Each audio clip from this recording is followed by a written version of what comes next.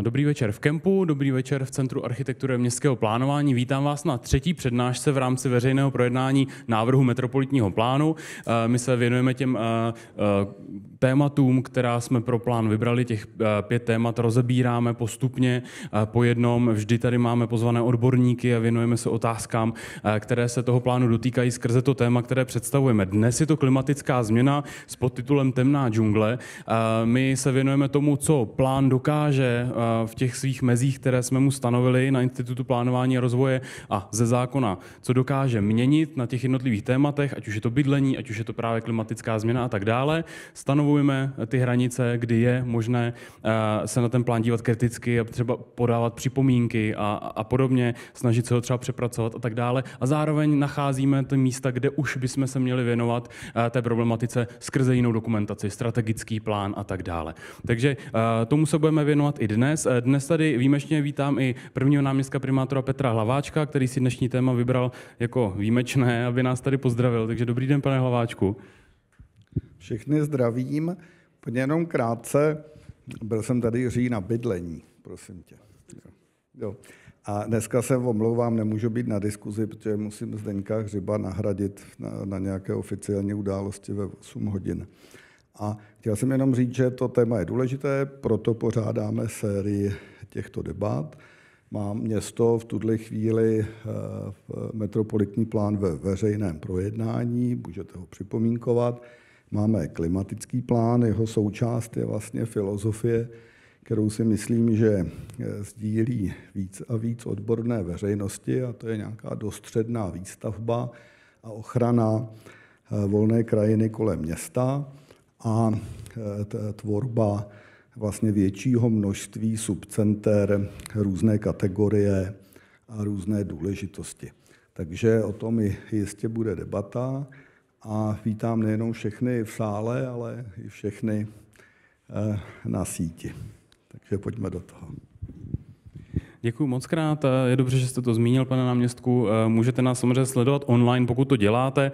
Můžete využít slido.com a pokud využijete hashtag Kempuj online, dostanete se ke mně do tabletu a já tady uvidím vaše dotazy a položíme samozřejmě našim hostům. Teď už poprosím o spot, který jsme připravili v rámci popularizace veřejného projednání.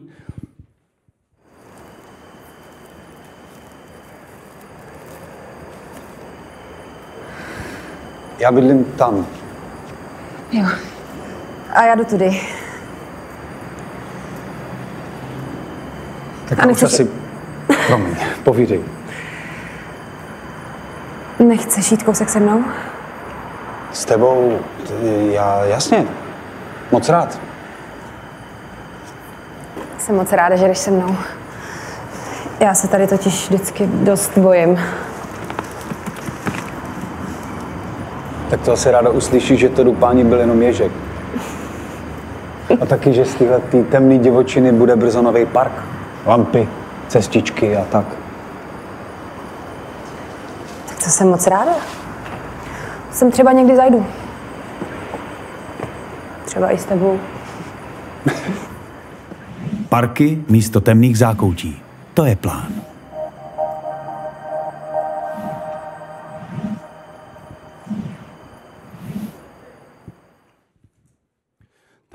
Kdybyste přemýšleli, kam herečka Beata Kaňoková odcházela, tak to bylo k zahradníkovi Janu Richterovi, tady u nás v Institutu plánování.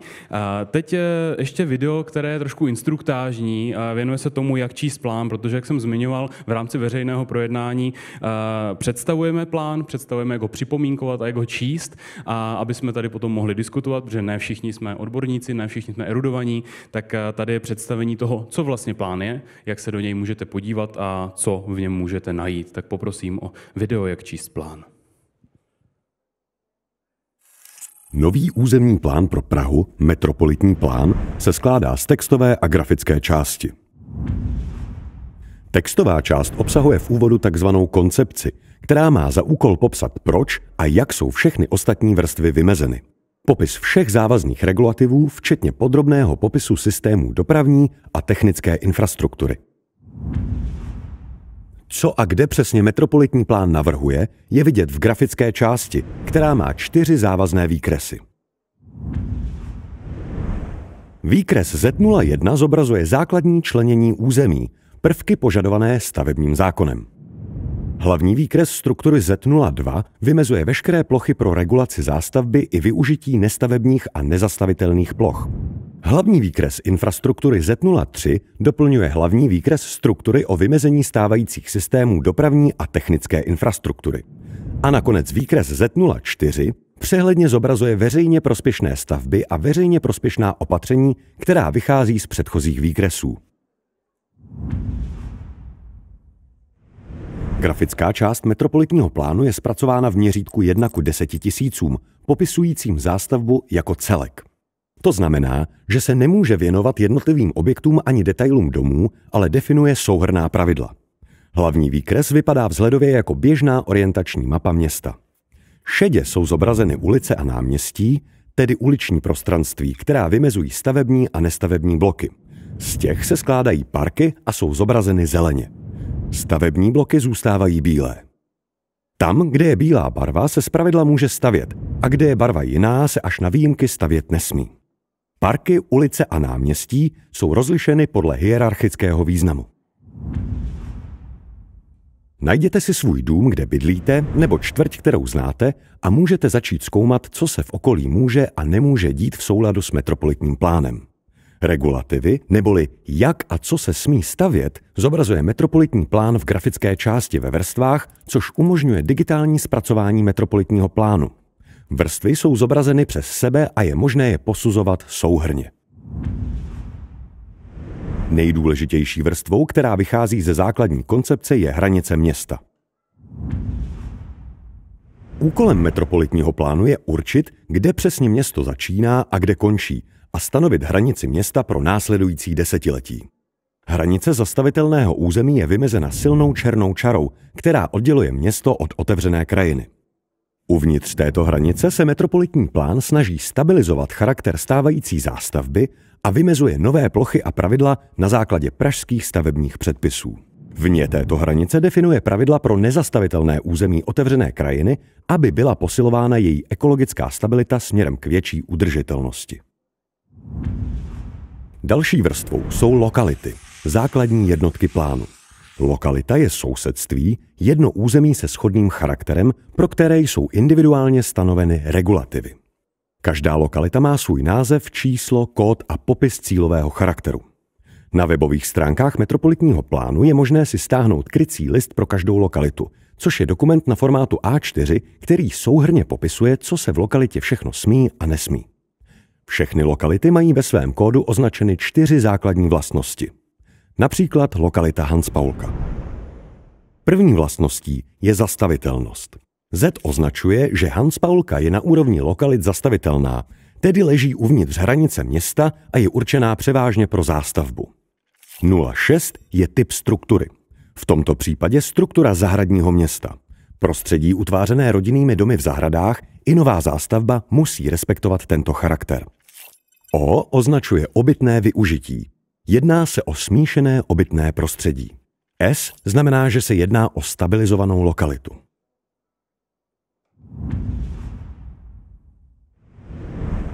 Všechny plochy ve výkrese, které nemají překryvnou šrafu, jsou stabilizované a utvářejí stabilizované území. V těchto plochách je nutné respektovat již existující zástavbu a využití. Plochy, které jsou šrafované výraznou vodorovnou nebo svislou šrafou, jsou území, která se mají změnit a jejich současný charakter není nutné zcela respektovat. To jsou rozvojové plochy, nové zastavitelné plochy, kde se město rozšiřuje, nebo transformační plochy, plochy přestavby, například brownfieldy. Šrafy mají různé barvy podle využití, podobně jako lokality. Modrá je produkční využití, například výroba nebo skladování. Červená je obytné využití, smíšené obytné město. Žlutá je rekreační využití, například plochy pro sportoviště nebo parky. Další důležitou vrstvou je výšková regulace. Metropolitní plán reguluje výšky pro všechny stavební bloky ve městě. Výšková regulace je stanovená pomocí čtvercových ploch 100 x 100 metrů. Číslo v každém čtverci je označení rozmezí podlažnosti, které je přesně popsané v textové části, včetně všech pravidel, výjimek a doplnění, aby byl výklad pro konkrétní záměr nebo pozemek jednoznačný. Pokud je v ploše výškové regulace číslo 6, není to tak, že se tam automaticky smí postavit 6 podlaží, ale 4 až 6 s přihlédnutím k okolí. Pokud je číslo černé, jedná se o stabilizovanou výšku, pokud je číslo modré, jde o nově navrženou výšku. Ojediněle najdete v plánu také hladinu věží, která umožní doplnit zástavbu vyššími věžemi. Důležitou vrstvou plánu je také infrastruktura, která zajišťuje obsluhu města.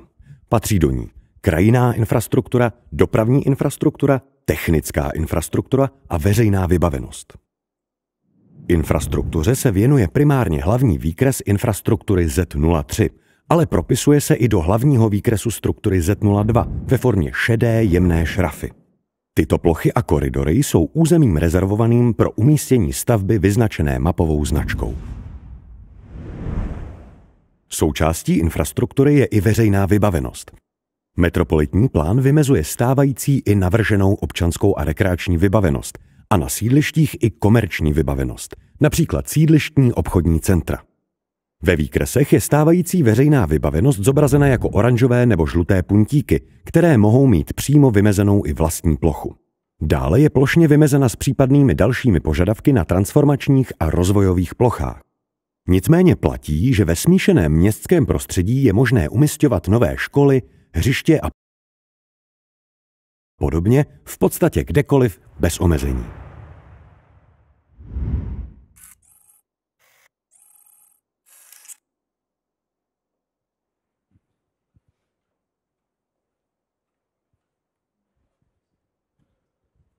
Tak to bylo tedy, dá se říct, instruktážní video, jak číst plán.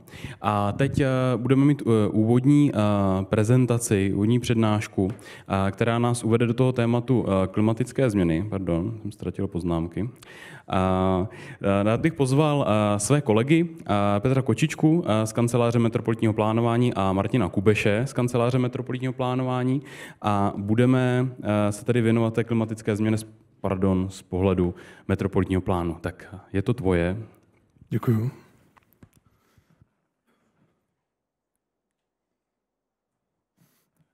Dobrý večer. Já začnu krátkým historickým exkurzem. Tak to se území Prahy vyvíjelo v posledních 150 letech. Je zřejmé, že v tom území probíhá intenzivní urbanizace, tak jako ostatně i ve většině jiných velkých měst. Tady je vidět, jak se to území proměnilo během jednoho ač dlouhého lidského života. Ta urbanizovaná plocha v Praze roste daleko rychleji než počet obyvatel. To znamená, že se město rozvíjí převážně extenzivními formami. K tomu dochází ve většině evropských měst, avšak málo kde tak intenzivním tempem jako v Praze. Z toho konce grafu se zdá, že se situace stabilizuje, ale to je dáno tím grafem, tím, že nezahrnuje středočeský kraj, a to znamená, že v poslední době v podstatě popisuje jenom jádro té aglomerace. Ta přesnější situace pro dnešní čas je spíš takováto. A co to sebou nese? Extenzivní zástavba a nekompaktní město znamená výrazně vyšší náklady na fyzickou infrastrukturu, veřejná prostranství, na jejich údržbu. Znamená také v souhrnu větší dopravu a horší podmínky pro udržitelné formy dopravy, tedy pro pěší, cyklistickou dopravu, hromadnou dopravu. Tím chci říct, že struktura města je tedy úzce svázaná s životním stylem, s tím, jak bydlíme, jak se pohybujeme a s tím i s naší celkovou spotřebou a tím pádem i uhlíkovou stopou. Jak na to reaguje metropolitní plán? Metropolitní plán brzdí extenzivní růst města, chrání tak otevřenou krajinu za jeho hranicemi a hledá rezervy pro budoucí rozvoj spíše uvnitř, zvláště v těch nevyužívaných částech území. To vše s respektem k výjimečné krajinné kompozici Prahy, k jejím historickým vrstvám i vrstvám druhé poloviny 20. století a také k výjimečně bohatému přírodnímu prostředí města. Metropolitní plán podporuje různorodost města a specifický charakter jednotlivých míst. Jednotlivým plochám proto stanovuje odlišné parametry a v souladu s principem města krátkých vzdáleností doplňuje tu stávající kompozici města o lokální centra. A lokální centra zpravidla leží na dopravních uzlech hromadné, především kolejové dopravy. V souladu s plánem mobility metropolitní plán vymezuje řadu tramvajových tratí, podporuje rozvoj příměstské i vnitroměstské železniční dopravy, parkovišť P+R a dalších udržitelných forem pohybu po městě. Celkově tak podporuje snížení metabolismu města a jeho efektivní fungování. To jsou hlavní aspekty metropolitního plánu, které vytváří předpoklady pro snížení dopadů existence Prahy na globální klima. Z hlediska adaptace na klimatickou změnu je významná otevřená krajina a zejména ty nestavební a přírodní složky uvnitř města. A o těch vám něco řekne můj kolega Martin Kubeš.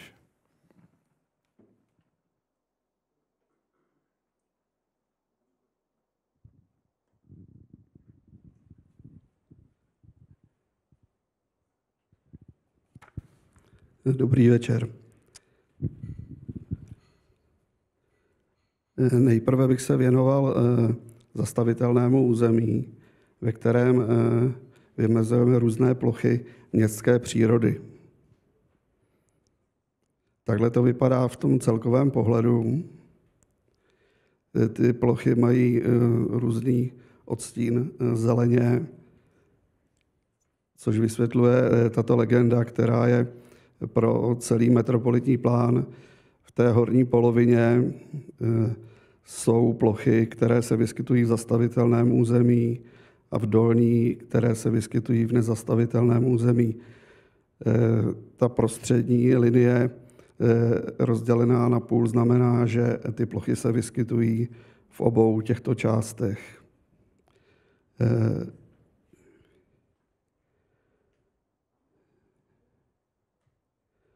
V zastavitelném území se tedy jedná o těchto celkem 12 druhů ploch podrobnějšího strukturálního členění nestavebních bloků.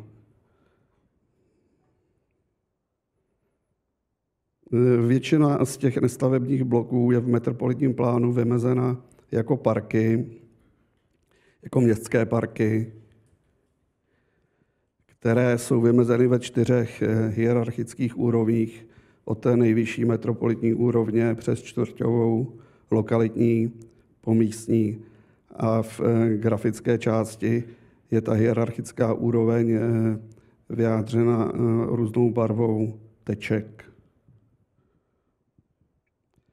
Tady máme celkový přehled nestavebních bloků v zastavitelném území. V těch stabilizovaných plochách, které jsou označeny jako S, je tam uveden celkový počet podle jednotlivých hierarchických úrovní městských parků a jakou mají výměru, takže dohromady je to 2096 hektarů městských parků ve stabilizovaných plochách. Napravo jsou potom parky v transformačních a rozvojových plochách, které jsou vymezeny trojím možným způsobem. Ten způsob se svislou žlutou šrafou je vymezení v přesném rozsahu. Takových parků je 451 navržených. Druhý způsob je grafické vymezení prostřednictvím bodu a jeho okolí. Takových parků je 23 hektarů a potom je to parametrické vymezení, to znamená procentem z té transformační nebo rozvojové plochy 109 hektarů. Dohromady je nově navrženo 583 hektarů městských parků. Ne všechny nestavební bloky jsou zařazeny do městských parků. V tom stabilizovaném území se jedná o celkem 793 hektarů dalších nestavebních bloků, 432 hektarů tvoří Vltava a jiné vodní plochy. Z těch ostatních ploch podrobnějšího strukturálního členění se jedná především o zahrádkové osady v zastavitelném území, případně lesy, které nejsou začleněny do parků. A poslední vpravo dole jsou ještě i v těch transformačních a rozvojových plochách jsou vymezeny některé nestavební bloky, které nejsou parky, těch je jenom 44 hektarů. Je to buď to parkové sportoviště, nebo nově navržená zahrádková osada.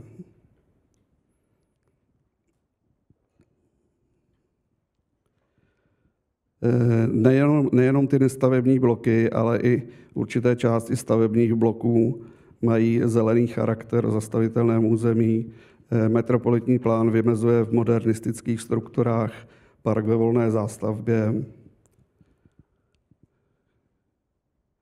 a v některých dalších strukturách soukromé zahrady. Tak to potom to vypadá v tom hlavním strukturálním výkrese metropolitního plánu. V transformačních a rozvojových plochách, jak už jsem říkal, u toho celkového přehledu jsou parky vymezeny buď to graficky plochou, což je tedy například ten park na Rohanském ostrově nebo v Bubnech. Ta šrafa je buď to svislá, když se jedná o transformační plochu, v několika málo případech se jedná i o rozvojovou plochu, což není v tomto výřezu, potom je ta šrafa vodorovná. To grafické vymezení parku bodem, už jsem o něm taky hovořil v tom celkovém přehledu, vypadá takto. A další možný případ je, že park je vymezen parametricky, to znamená, že je vymezen prostřednictvím procenta z té celkové transformační rozvojové plochy. Rozkreslení do větší podrobnosti a jednotlivých bloků to vypadá potom takto.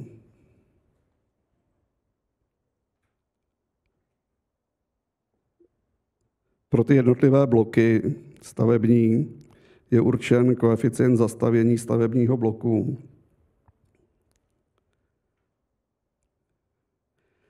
který je taky určitým procentem, jak velká část toho stavebního bloku může být maximálně zastavěna zástavbou. Je to odlišeno podle velikosti bloků a typu struktury, potom v tom příslušném sloupečku a řádku je to maximální možné procento. V určitých typech struktury je přípustné první nadzemní podlaží zastavět i vyšším procentem až do 100%. A to procento, které bylo uvedeno v té předchozí tabulce, se týká až od druhého nadzemního podlaží. Druhá část území Prahy je otevřená krajina, to znamená nezastavitelné území. Celkově to vypadá takto. Kromě toho souvislého nezastavitelného území při obvodu Prahy se uvnitř vyskytují tzv. Enklávy otevřené krajiny. Platí ta legenda, o které už jsem hovořil na začátku, to znamená pro otevřenou krajinu je to ta spodní polovina.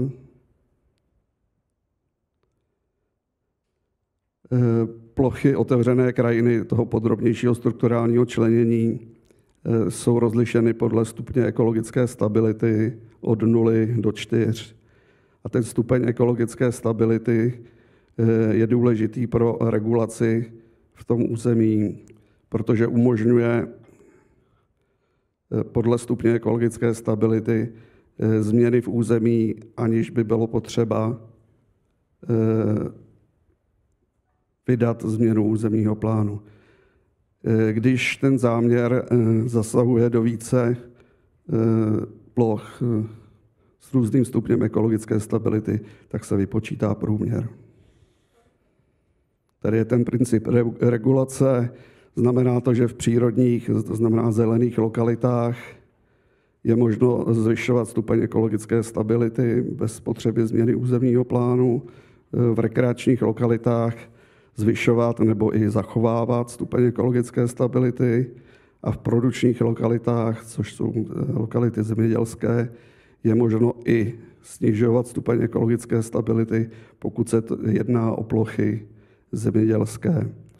A ve všech třech případech je možno hospodařit způsobem, který je v souladu s evidencí druhu pozemku v katastru nemovitostí.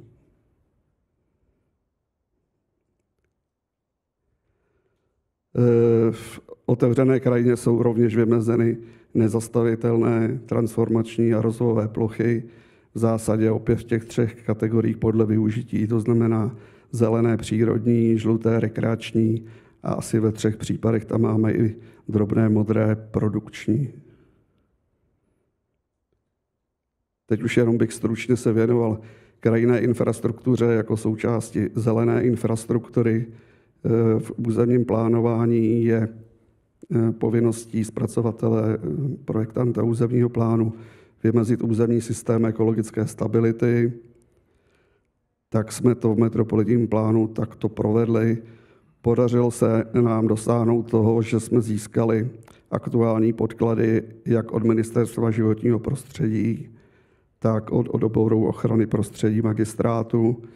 Takže jsme výrazným způsobem změnili vymezení úses oproti platnému územnímu plánu a jsme přesvědčeni, že takovéto vymezení úses už je finální a odpovídá přírodovědným znalostem a možnostem využití území. Poslední věc je technická infrastruktura, protože některé části technické infrastruktury mají ten charakter modrozelené infrastruktury, takže vymezujeme nové vodní nádrže. Vodních ploch je celkem 26 nově vymezených. Je vymezeno 29 nových záchytných nádrží, 9 retenčních nádrží, 11 dešťových usazovacích nádrží a 18 suchých nádrží neboli poldrů a 7 plošných protipovodňových opatření. Ve 2 případech se jedná o průleh a v 5 případech o jiná plošná protipovodňová opatření. Děkuju. Tak moc krát děkuju za úvodní prezentaci. Teď už bude tedy čas pro vaše dotazy a pro naši diskuzi.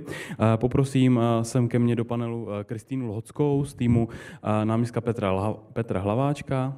Zdravím tě, Kristýno. Poprosím tedy Petra Kočičku, Martina Kubeše. Vítám tady taky Petra Klapštěho, který se jako urbanista věnuje adaptačním strategiím na změnu klimatu. A poprosím Jana Karla za ATEM, ateliér ekologických modelů. Tak, dobrý večer, vítám vás tady. Opakuju, že pokud nás sledujete online nebo v případě, že jste tady v sále a stydíte se, můžete položit dotaz přes slido.com.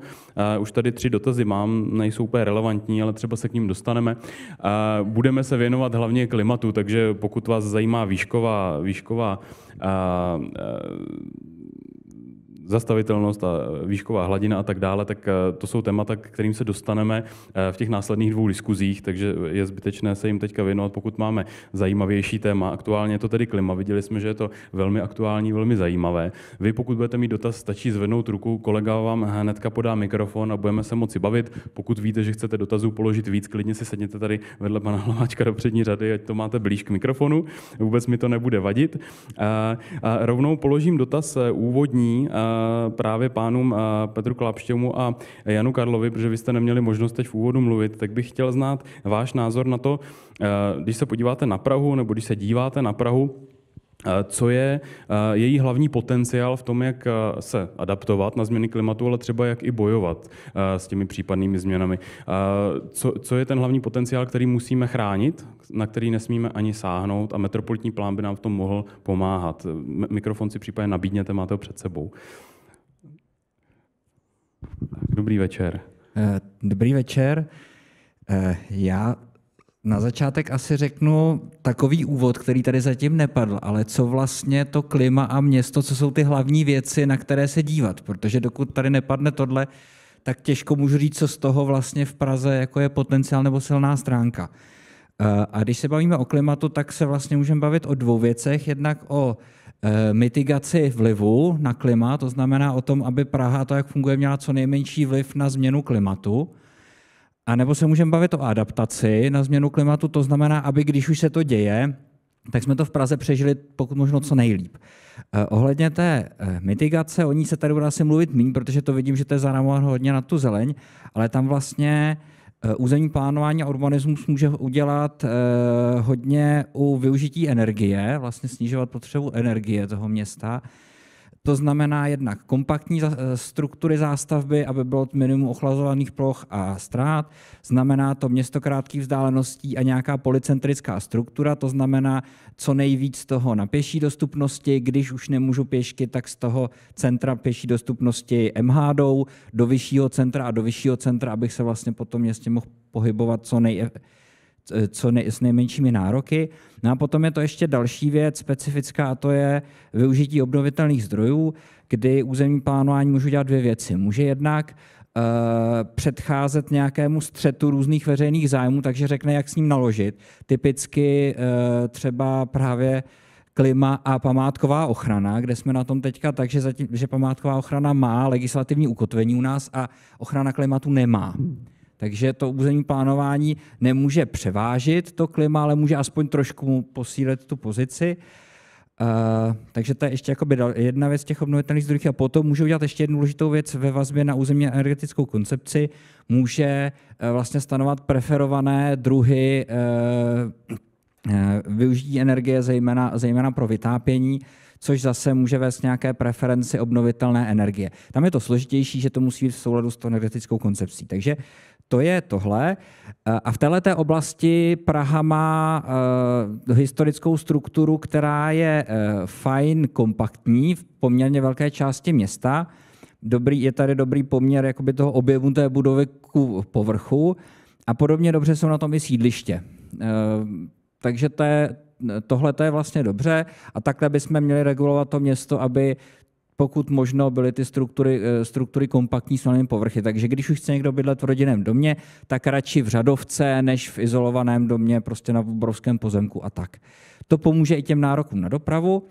A co se týče té druhé roviny, to je jako polycentricity, to znamená, abych co nejblíž se dostal pěšky a měl tam všechny ty služby, aby pak to bylo na veřejné dopravě, tak tam Praha má silné centrum města, hodně dobrou veřejnou dopravu do centra, ale v řada území, zejména po okrajích, nemá ta silná centra vlastně ta místní, kde bych toho spoustu jako dokázal si obstarat a vlastně nepotřeboval tak moc cestovat pro tu kvalitu života. Takže tady jsou nějaké rezervy a je potřeba s tím něco dělat, ale třeba některá sídliště, ta starší, to mají založené dobře, protože to vzniklo, pak některá novější vlastně už došly peníze a nebylo to jako realizováno. A tohle to zase by územní plánování nějakým způsobem doplňovat. No a teďka vlastně ještě ta druhá část té odpovědi, já mluvím strašně dlouho, ale já to řeknu. Ne, v pořádku. A co se týče teda té adaptace na změny klimatu, tak na co se vlastně adaptujeme, co se děje? Tak první, co se děje, je to, že se nám vlastně zvedá teplota, rostou klimatické extrémy, jak velké srážky, tak třeba dlouhé vlny veder. Jako na potvoru v České republice ten nárůst těchto věcí je horší než v globálním průměru a ještě víc jako na potvoru se to potkává ve městech s takzvaným tepelným ostrovem města, To znamená, že ve městě máme poměrně málo možností, jak se v létě to město ochlazuje. Je tady prostě málo vody se vsákne, málo vody odpaří vegetace. Je tady složitá struktura, takže když prostě se ohřeje nějaký povrch a teď zase vyzařuje tu tepelnou energii, tak to spíš než někde na loukách to jde pryč mimo zeměkouly, ve městě to trefí jinou budovu a ohřeje to jinou budovu. Takže je tady i ten efekt té síťové radiace. A tyhle ty věci dohromady vlastně vytvářejí ve městech poměrně nebezpečný koktejl pro život lidí, protože třeba kdo má problémy se srdcem, tak to, že tady budeme mít oproti dnešku o hezkých pár stupňů víc, třeba 2 stupně toho globálu, k tomu navíc třeba 2 stupně, o které je to hůř v Čechách, k tomu navíc třeba 2-3 stupně, o které se může zhoršit ještě ten teplný ostrov města, tak to už je pecka. Jak pro starší lidi se slabým srdcem, tak ale třeba i pro děti, které jakoby chodí územně a dostávají obrovskou dardu té síťové radiace napřímo. A teď, co s tím můžeme dělat? No, potřebujeme vlastně každým způsobem to město ochlazovat. To, co je takové jako jednoduché, zapomíná se na to, tak jsou materiály s nízkým albenem ve veřejných prostranstvích na budovách, prostě světlé materiály hodně odrazivé. A potom zelená infrastruktura. No a potom můžeme ještě dělat to, že kdo na to má, tak bude mít klimatizaci ve svém domě a ti, kdo na to nemají, tak budou vlastně chcípat vedrem, když to tak řeknu. Jsou na to už i nějaké dystopie, literární texty klimatických dystopií, kde je tohle popsané. Takže mně přijde, že je důležité, aby jsme šli tou cestou, která je fér pro všechny, to znamená, že jsme se snažili jako snížit tu teplotu a jakoby lépe regulovat to klima ve městě jako celku. A tam pak k tomu potřebujeme zelenou infrastrukturu, to znamená docílit toho, že co nejvíc vody se vsákne a pak jí vypaří nějaká vegetace, protože při tom odpařování se ochlazuje to okolní prostředí. A tam ještě důležitá věc, když se to vezmeme antropocentricky, aby jsme prostě v tom městě přežili my jako lidi, tak strom, který pod jehož korunou sedím na lavičce nebo který mám před oknem svého bytu, tak je prostě mnohem efektnější než strom v parku a ten je zase jako má lepší efekt než strom ve volné krajině daleko za městem. To znamená, potřebujeme všechny tyhle ty měřítka, protože takovou kapacitu jako volná krajina za městem prostě do toho města nedostaneme, ale pak potřebujeme, aby to bylo dobře propojené, dobře provětrávané, no a potřebujeme dostat vlastně co nejvíc té vegetace a vsakodešťové vody do toho města. No a na to potom územní plánování může řešit spoustu věcí, může koordinovat infrastrukturu tak, aby na tu vegetaci byl prostor, může nějak preferovat vsak, může chránit vlastně provětrávání toho území, spojit to s zelené infrastrukturou, aby to bylo dobře propojené, ekologicky to fungovalo a k tomu si asi pak řekneme dál. Co je tou silnou stránkou a potenciálně Prahy, na co tady navazovat? V některých čtvrtích jsou to určitě vnitrobloky, které jsou zelené, protože to je ten strom za oknem, to je ten, který dělá jakoby největší efekt. Zároveň je tam vzrostlá zeleň, protože ten efekt jak toho odpadu, tak třeba i vázání uhlíku u staršího stromu je výrazně větší. Když se podíváte na kmen, tak ty letokruhy jsou pořád stejné, ale za každý rok je to víc hmoty, to znamená, je to víc té fotosyntézy, víc vypařování, víc svázování uhlíku do toho. Takže máme vnitrobloky, máme sídliště, kde je okolo nějaká zeleň, která už do nějaké míry vyrostla. Máme tady i založenou řadu parků a máme tady vlastně na svazích, kde to nebylo ekonomické dlouho stavět, tak rozsáhlá zelená území, která bohužel jsou dost zastavována v poslední době. Takže tohle je něco, na co se určitě dá navazovat, je s tím ale zároveň spojeno nebezpečí, protože tak, jak se nám zvedá ta teplota, tak se nám ty stromy, které vyrostly v nějakých podmínkách, v nějakém, asi si pamatujete ze školy vegetační stupně, z biologie ve škole, tak byly ty kopce takhle napruhované barevně, jako kde rostou ty bučiny, kde rostou potom nějaké smíšené lesy, smrčiny a tak dále. No a nám se děje to, že jak se vlastně mění to klima, tak ten strom, který vyrostl někde jako v optimálních podmínkách, aniž se pohne, tak najednou se dostává do jiných těch vegetačních stupňů. Takže třeba teď už stromy, které mají 50 let, tak už jsou o vegetační stupeň vedle, No a teď ty další roky se to bude ještě zrychlovat, takže budou třeba o 2 vegetační stupně vedle a tam pak hrozí nějaká choroba, třeba kůrovcová kalamita je důsledek tohodle poměrně jako z velké části toho posunu. Takže je tady zároveň riziko, že když jakoby s tím klimatem uvnitř toho města nebudeme pracovat, tak tam bude takový jako hodně nepěkný efekt zpětné vazby. Bude méně vegetace, méně odparu, větší klimatické extrémy, větší zátěž na vegetaci, větší odumírání a takhle to pojede. Takže ten velký potenciál je spojený taky s velkým rizikem. Děkuji mnohokrát, to byl skvělý souhrn, moc krát děkuju. Jane Karle, čím byste to doplnil z vašeho pohledu, co lze ještě dodat? Jestli můžu. No, prakticky nic, protože pan kolega to odprezentoval v podstatě tu problematiku celou. Napadá mě pár drobností ve vztahu k té mitigaci. Tam je potřeba, kromě té vlastně základní infrastrukturní sítě, dbát i na nějakou jakoby přístupnost té sítě, to znamená nějakou infrastrukturu pro pěší dopravu, nějak se prostě dostat k těm bodům bezkolizním způsobem. K adaptaci, kromě vlastně té základní jakoby zelené infrastruktury, tak samozřejmě do toho patří i technická opatření typu protipovodňovek a tak dále, to je retence a tak podobně, to je asi jasné. Pak je taky důležité, ale to tady vlastně jakoby zaznělo, že je potřeba nejenom vlastně mít tu zeleň vysazenou a dostat k ní tu vodu, protože vlastně ten mechanismus toho účinku je ten, že ta vegetace táhne vodu vlastně ze země a nějakým způsobem ji odpořuje, tím dochází k tomu ochlazování, to znamená, musí tam být jako nějaký mechanismus na zadržování vody v tom území, a to ne mechanismy typu retenční nádrž, která prostě jenom pomaleji odteče, ale pořád teče do kanalizace, ale opravdu tak, aby se ta voda dostávala zpátky od toho terénu, aby tam byl vlastně udržen ten malý vodní cyklus.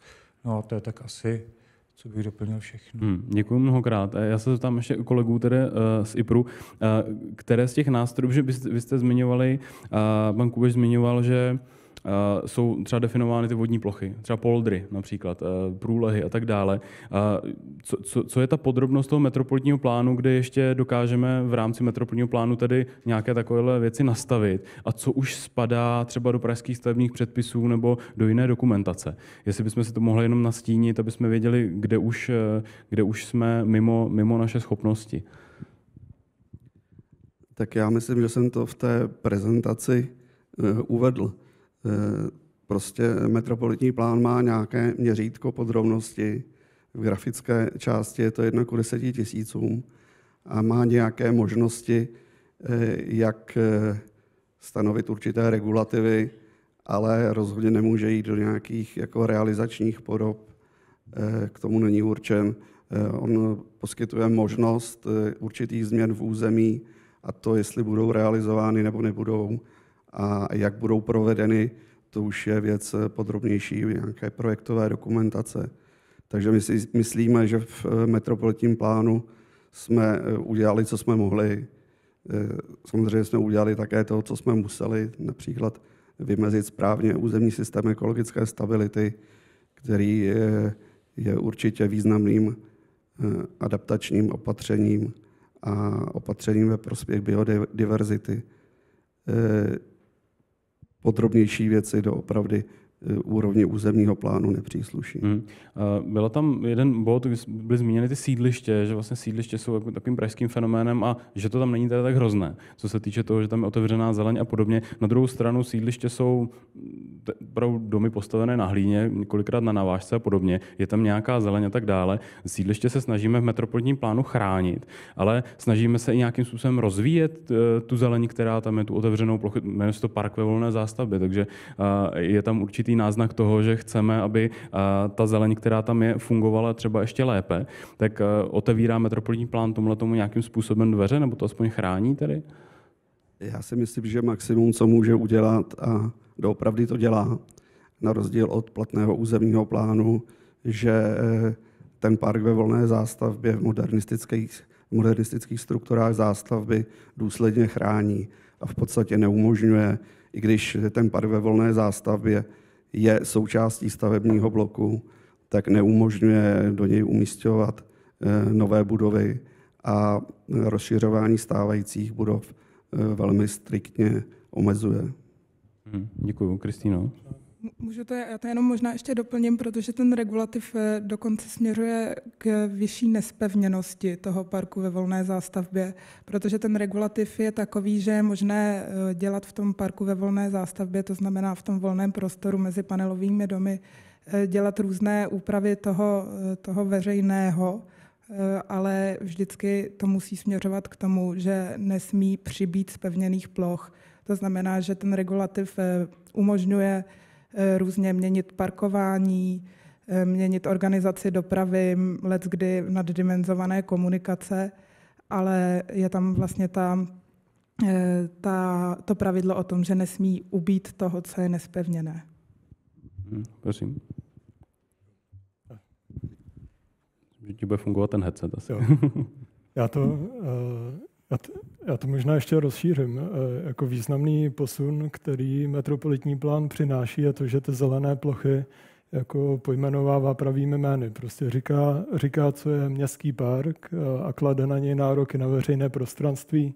Popisuje park ve volné zástavbě, popisuje i nestavební bloky, které nemusí být veřejným prostranstvím a tím jako vytváří předpoklady, jak se v těch místech chovat, jak do nich investovat, zároveň pokud je třeba nějaká potenciální investice v souladu s územním plánem, tak jí to dává větší možnosti čerpání různých fondů a myslím si, že tím, že metropolitní plán ty jednotlivé prvky popisuje přesněji, umožňuje individualizovat jejich regulaci, tak tím pomáhá i vlastně jako naplňování těch cílů toho plánu.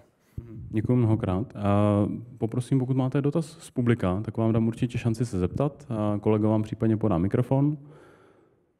Tak případně já jsem tady dostal vynadáno, že jsem tazatelku odbil za to, že její dotazy jsou nerelevantní a že jsme teďka slyšeli, že tedy zástavba souvisí s klimatem. Ono se to týkalo teda trošku toho, proč musíme všude stavět, že nám mizí zeleň a tak dále.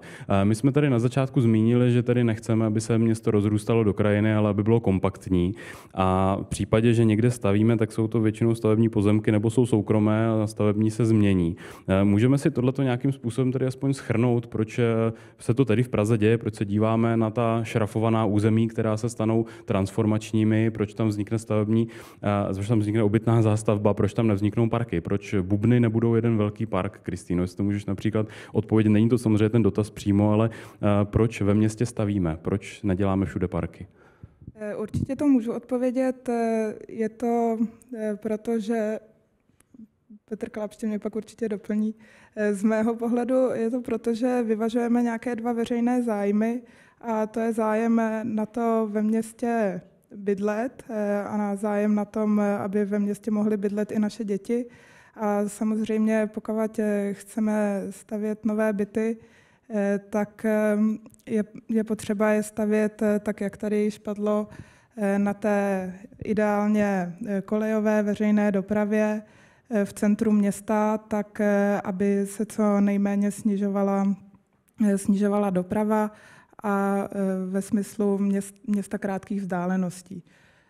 Potom je druhá otázka toho, jaké prostředí tím je vytvářeno a jak ta zástavba vypadá. Ale myslím si, že i toto je v metropolitním plánu dostatečně regulováno. A druhá možnost, možná jak to myslí tazatelka, by bylo, že by se zcela výstavba ve městě zastavila a to město by tím vlastně postupně umíralo, což určitě není cesta, kterou my se chceme vydávat. Děkuju. Pan Klapště. Já bych možná trošku něco řekl k té jako klimaticky příznivé struktuře města, protože tady se hodně mluví o tom jako do středu a o jako tom kompaktním tvaru. A když se důsledně zamyslíte nad tím, jaké město jako dobře splňuje obě dvě ty věci, to znamená, že dobře přivádí jako spoustu té zelené infrastruktury co nejblíž lidem, tak aby ji měli prostě jako dostupnou a zároveň funguje na té úrovni, že jako co nejvíc toho zvládnu pěšky a pak na té veřejné dopravě, tak to je vlastně město, které není kulaté, jako ideálně dostředné, jako jsou ty renesanční utopie, ale je to město jako Kodaň, Kodaň se rozvíjí už asi 70 let podle plánu, který ilustrují rukou, říkají tomu, že to jsou vlastně prsty, protože mají moře, takže to není hvězdice, jako by bylo ideální tvar, kde vlastně máte tu kolejovou veřejnou dopravu, která jako je nejméně energeticky náročná. Na ní jsou ta sousedství z centry, kde toho strašně moc zvládnete pěšky. A mezi tím jsou obrovské zelené klíny, které jdou do toho města a vlastně tam přivádí jako základ té zelené infrastruktury. A tohle je vlastně ta jako zdravá struktura, protože to na jednu stranu umožňuje to efektivní fungování a město krátkých vzdáleností. A na druhou stranu to umožňuje dostat jakoby tu zeleň přímo co nejblíž k tomu člověku. Takže já bych chtěl k tomu hodně jako přesměrovat tu debatu od toho kompaktního města, toho jako středově souměrného, spíš do nějaké hvězdice, protože to je klimaticky nejodolnější město. A potom my jsme se tady hrozně rychle dostali do detailu, ale mně přijde, že ten územní plán má jako velkou šanci nastavit řadu principů, jak se má v tom území rozhodovat, řadu těch jako zásad. A to je něco, o čem by mně přišlo jako hodně důležité se bavit. Třeba dokáže říct, a třeba brněnský územní plán, který se teďka projednává, to říká, že úkolem toho rozvoje města je zajišťovat klimaticky třeba příznivé prostředí. To znamená, územní plán by mohl v těch koncepčních částech vepředu třeba přiznat ochraně klimatu a adaptaci na klima statut toho veřejného zájmu, že to je prostě to, co v tom městě jako chceme toho docílit a tím posílit tu roli tohoto vůči těm jiným veřejným zájmům, kde to není potřeba říkat, protože to říká zákon. Jo, mohl by se odkázat na zelenou infrastrukturu a vytvořit koncepci zelené infrastruktury, což je něco, co mimochodem v novém stavebním zákoně, který je platný, leč ještě neúčinný a tahle část se předělávat asi nebude v rámci toho, co teďka nová vláda chce dělat, tak tam už zelená infrastruktura je definovaná jako 5. veřejná infrastruktura. Takže by si v tomhle mohl udělat strýčka a mohl by vlastně dát tomu klimatu statut toho veřejného zájmu, když to zatím nikdo jiný neudělal. Jenže to tam zatím nemáme. To v těch úvodních kapitolách, které říkají ty základní principy, není a tím pádem na to ani nejsou navázané potom ty konkrétní regulativy. A my, když budeme mít pochybnost, jak vykládat konkrétní regulativy, třeba o vnitroblocích, o těchto věcech, tak nemáme k čemu se odkázat. Nemáme tam ten základní princip, který nám říká, aha, nám jde o klima, takže ta zeleň tady není jako třeba jenom estetická, ale je vlastně i tohleto důležité. A najednou se můžeme začít bavit o tom, jestli je opravdu dobrý nápad jako celý ten blok zastavět a mít veškerou vegetaci, která tam je na konstrukcích, anebo jestli by to neměl být jenom výjimečný případ někde, kde vlastně za to budeme chtít poměrně jako zásadní kompenzační opatření směrem k tomu klimatu a takovéhle věci. Takže já bych se vlastně v té debatě docela rád vrátil na chvíli i k těm obecním zásadám, protože to je vlastně to, k čemu mám nejvíc poznámek. Mně se líbila ta úvodní prezentace, mně se vlastně jako líbí spousta těch přístupů deklarovaných, který metropolní plán říká, že chce dělat, že chce jakoby se na to město podívat i ze strany struktury, že chce řešit detaily v těch lokalitách, že tam jsou tyhle ty úrovně. Ale teď mně přijde, že by bylo možné udělat mnohem víc, než je tam teďka. A že by bylo dobré tu debatu tímhletím směrem jakoby trošku víc zacílit. Dobře, děkuji. Určitě poprosím o doplnění, nehledě na to, že my jsme v té úvodní prezentaci, kterou prezentoval, viděli, že ta hvězdice tady trošku je, akorát, že ty cípy té hvězdy jsou ve Středočeském kraji a ten metropolitní plán je trošku ořezává, že ta dojížďka ze Středočeského kraje vlastně vypadá trošku jako hvězdice. Jestli to můžeš doplnit a případně na to zareagovat, na to, co říkal pan Klápště. Jo, já myslím, že vlastně podobný systém do jisté míry jako vytváříme. Ten rozdíl je v tom, že prostě Kodaň leží v úplně jiné jako morfologii terénu a nemá tak členitou jako krajinnou kompozici jako Praha. My ten systém vlastně do nějaké míry máme obdobný, akorát je jako výrazně složitější, výrazně komplexnější a tím pádem není tak jako jednoznačně čitelný jako ta kodaňská dlaň. Já bych chtěl ještě reagovat na pana Klapště. Praha má to privilegium, na rozdíl od Brna a dalších českých měst, že si může v tuto chvíli jako jediná stanovit své vlastní stavební předpisy. A metropolitní plán je s nimi jako úzce koordinován a ten systém je nastaven tak, že spoustu obecných principů, ať už v tom detailu, nebo přesně řečeno zejména v tom detailu, tak si Praha stanovuje na úrovni pražských stavebních předpisů. A ty už některé jako zásady, které povedou k větší adaptaci na změnu klimatu, obsahují dnes. A v tuto chvíli město připravuje novelu s cílem tyto principy výrazně posílit. Je tam velmi ambiciozní návrh na práci se srážkovými vodami, na jejich zachytávání, vsakování, případně odpar.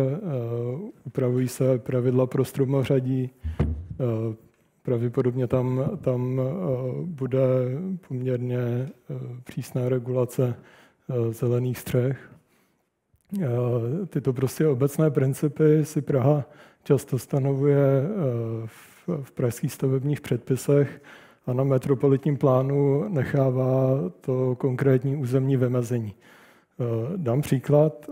Pražské stavební předpisy stanovují, že v městských třídách, v těch ulicích jako vyšší hierarchické úrovně, tak se prostě musí, pokud to nevyloučí nějaké místní podmínky, dělat stromořadí, pokud probíhá rekonstrukce té ulice. A metropolitní plán tyto ulice konkrétně vymezuje. To znamená, že pražské stavební předpisy nastaví ten princip a metropolitní plán říká, kde se má uplatnit. Děkuju.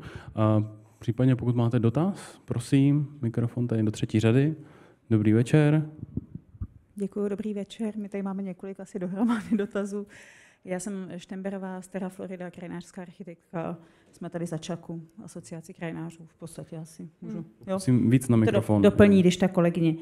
My máme hlavní asi dotaz je na vodu v rámci zelené infrastruktury. Nám jako zařazení vodních toků do technické infrastruktury připadá vlastně opravdu jako krok zpátky nebo něco, co jsme vůbec jako nepochopili v rámci toho, protože jestli má být jako propojenost krajinní struktury, tak by to mělo být základně s vodní strukturou nebo s vodní říční krajinou. To je jako vlastně něco, pokud se, i se zadržováním a zároveň propojení s dešťovou vodou, to je prostě funguje jako celek, tak to je vlastně jedna věc, proč je to rozdělen do toho. Já jestli můžu říct všechny dotazy? Ne, ideálně po jednom, protože dotazů tolik není, takže můžeme, takže ideálně, jestli můžeme na to reagovat, proč je to, jak to je? Je to tak ze dvou důvodů. Součástí technické infrastruktury je ta vodní infrastruktura v podstatě tradičně. Takže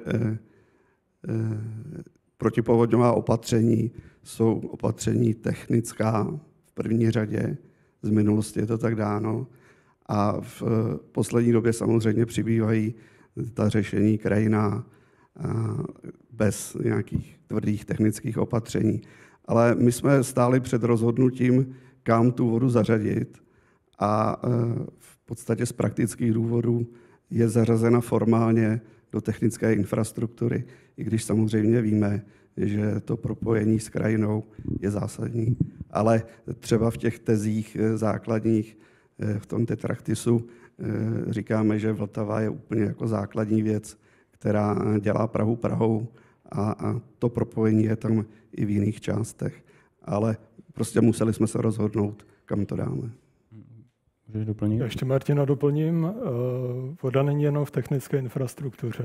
V technické infrastruktuře jsou ty významné stavby pro hydrologii a celý ten ekosystém vodních toků a ploch. A jsou tam mimo jiné z důvodu pro to, aby mohly být případně veřejně prospěšnou stavbou. To je jako dost tvrdý nástroj pro to, jak tu konkrétní stavbu realizovat. A ještě bych doplnil, že ale voda není jenom v technické infrastruktuře. Vodní plochy a vodní toky vymezujeme zároveň v rámci nestavebních bloků. Je to jedna z těch ploch legendy, kterou tu Martin ukazoval a tím pádem je součástí toho detailního strukturálního členění, které metropolitní plán zobrazuje. Je prostě součástí té struktury nestavebních bloků. Děkuju. Můžete další dotaz? Mohla, jestli ještě k tomuhle můžu doplnit, protože ta voda, já jsem Eva Jeníková, taky krajinářská architektka. Ráda bych ještě doplnila, ta voda je jedna z dílčích součástí, ale já tam postrádám vlastně nějakou jasnou koncepci zelené infrastruktury, protože mám silný dojem, že zelená infrastruktura je tady substituovaná úsesem, ale pak ty další její aspekty ve smyslu veřejný prostor, nějaký spojitý plochy zeleně nebo nějaký koridory jsou řešený dílčím způsobem a právě i tím, že z toho vypadává ta voda, tak je to vlastně rozdrobený a není to infrastruktura, určitě ne v podání metropolitního plánu. Tak, můžeme na to reagovat? Já bych řekl, že to je názor proti názoru. Prostě to, že metropolitní plán vymezuje spousty parků a navrhuje nové parky, co jiného než zelená infrastruktura. Jsou nové parky. Nové parky jsou zcela jistě součástí zelené infrastruktury, ale ten koncepční infrastrukturní pohled to jako nezohledňuje a nezobrazuje. Tohle to tam chybí. Možná myslíte celoměstský systém zeleně, ale... Ne. Tam jde právě o to, že vlastně ta krajina Prahy je tvořená prostě morfologií. To jste sami zmiňovali.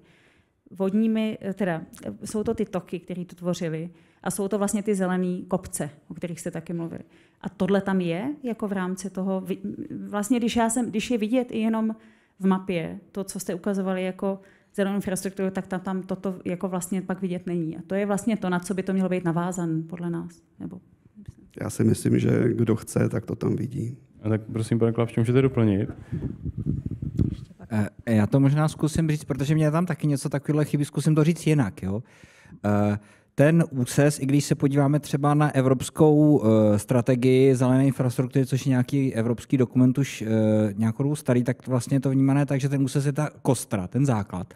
Ale že strašně klíčové na tom vymezení celé téhleté věci, že to je propojený systém, že prostě na ten úses navazují ty parky, na ně navazují nějaká stromořadí, jako menší zelené prvky, na to navazují, jsou na to napojené nějaké vnitrobloky. A tohle to by mělo v tom území splňovat nějaké zásady, které nejdou jenom napsat do textu pražských stavebních předpisů a musí se nakreslit do nějakého schématu a musí být jasné, jak to je propojené v těch konkrétních územích. A když tam takovéhle zásady budou, tak pak z toho jasně vyplyne, že ty jako konkrétní regulativy, jako že se nesmí třeba zmenšovat rozsah těch nespevněných ploch, takže ale ono taky vlastně není jedno, kde ty nespevněné plochy budou a někde prostě je potřebujete mít propojené. A musí se to někde říct, že tady to má být propojené. A vy říkáte ten úses, ten, který má být to jádro, tak ho říkáte relativně obecně. Na řadě míst nemáte ho vymezený do pozemků. To znamená, nejde s tou udělat veřejně prospěšné opatření. To znamená, nejste schopni tam, kde to je soukromé, tam sáhnout a z pozice vlastně jako veřejného sektoru mocí to zrealizovat.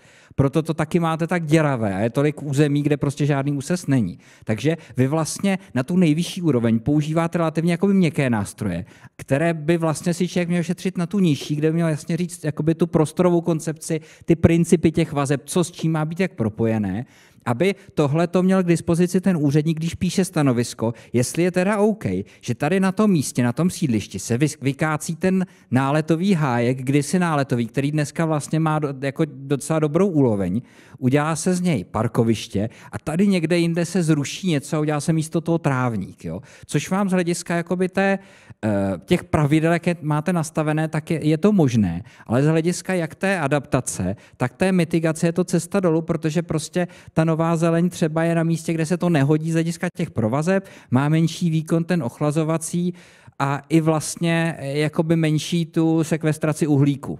Jo, takže aby bylo jako tyhle ty všechny věci propojené do nějakých zásad, podle kterých můžeme rozhodovat. A to je něco, co jako ubírá na síle těm detailním jako pravidlům, které tam máte promyšlené, protože je to vlastně jako nedrží pohromadě v konkrétním místě, konkrétní lokalitě. Jo, to je něco, co by mohlo být nějaké schéma pro Prahu jako celek, různě úrovňové, dílčí menší schémata pro ty lokality, kdyby tam byly vymezené plochy pro regulační plány územní studie, jakože by to bylo dobře, tak tam by bylo zase jako, jak se to má dělat jako konkrétně. Děkuju, tak jestli chcete doplnit, případně na to nějak reagovat. Já možná jenom doplním, že je potřeba opravdu si uvědomit, že v tuto chvíli se bavíme nad metropolitním plánem, což je územní plán, který dle mého názoru nemůže podchytit úplně všechno to, o čem tady mluvíte, a snažíme se do jednoho dokumentu nachytat všechno, v čem máme v Praze deficit v různých jiných oblastech. Myslím si, že Určitě je možné některé věci třeba přesněji popsat, ale tak, jak o tom tady mluvíte a to, co jako říkáte, že by měla být ambice toho plánu v takovémto detailu postihnout každý keřík, prostě územní plán neumí a dělat nemá. Myslím si, že to má být provazba nějakých dalších dokumentů a strategií města, aby vůbec ten plán byl projednatelný. Tak já jsem fakt nemyslel každý keřík, já jsem myslel ty celkový prostorový principy, který to drží pohromadě. Každý keřík řeší územní studie, od toho není územní plán.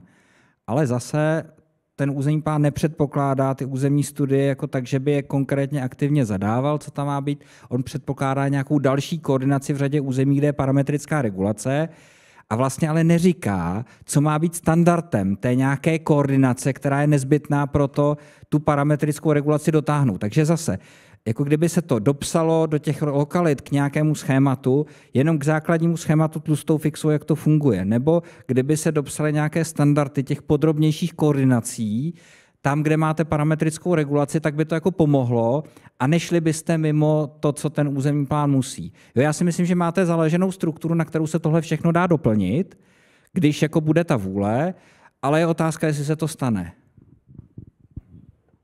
Prosím? Abych přece jenom ještě k tomu něco řekl. Ten metropolitní plán se zpracovává od září roku 2013, takže ta historie je velmi dlouhá. A samozřejmě v začátcích, kdy jsme si sami dělali takzvané průzkumy a rozbory, což se dneska už jako nepoužívá tento pojem, ale prostě jsme to území zkoumali z různých hledisek, tak kromě jiného jsme udělali analýzu dostupnosti parků a z té analýzy dostupnosti parků vyšlo potom, kde mají být podpořeny stávající parky, kde mají být založeny nové parky a kdy z hlediska dostupnosti těch parků občany je možno ty stávající nevyužité plochy využít k zástavbě. Takže takovéto analýzy jsme všechny provedli, ale to je takových 7 let zpátky. Děkuju, tak jestli můžu další dotaz. Jana Pišková, taky krajinářská architektka. Já si myslím, že vy jste teď, pane Kubiši, řekl velmi důležitou věc, která mi běží hlavou už dost dlouhou část té debaty, že vlastně se začalo v době, kdy ta situace nebyla tak dramatická. Ale mně připadá, že vlastně pokud má metropolitní plán vejít v platnost třeba v roce 2000, já to radši nebudu říkat, že to je horký téma, ale dejme tomu, že vyjde v platnost třeba, optimisticky řeknu letos, ale vlastně má ovlivňovat rozvoj Prahy na dalších třeba 10-15 let. Tak bychom neměli používat principy, které, nebo vlastně tu situaci z roku 2012, kdy klimatická situace byla dramaticky jiná, kdy naše znalosti byly dramaticky jiné a i vlastně ty přístupy, které jsou používané i v postkomunistické Evropě, byly taky jiné. Takže já se teďka vlastně ptám, jak je možný dostat do hodně dobře vypracovaného metropolitního plánu, který ale postavený na starých přístupech, to současné hledisko. A to si myslím, že tam je ten problém, o kterém se tady bavíme. Se můžu, pane Karle, zeptat, jak vlastně na tom Praha je, jak tam probíhá ta akcelerace těch změn, to, na co se teďka díváme, že to porovnáme s rokem 2013, jsou ty podmínky skutečně natolik výrazně jiné, že plánování v roce 2013 bylo odlišné proti tomu, co teď potřebujeme, že to řeknu zjednodušeně. To není asi úplně otázka Prahy, ale proběhly tady ty delší vlny dlouhého sucha, a další prostě výskyty extrémních jevů, byť jakoby ne v Praze, ale třeba jako mimo Prahu.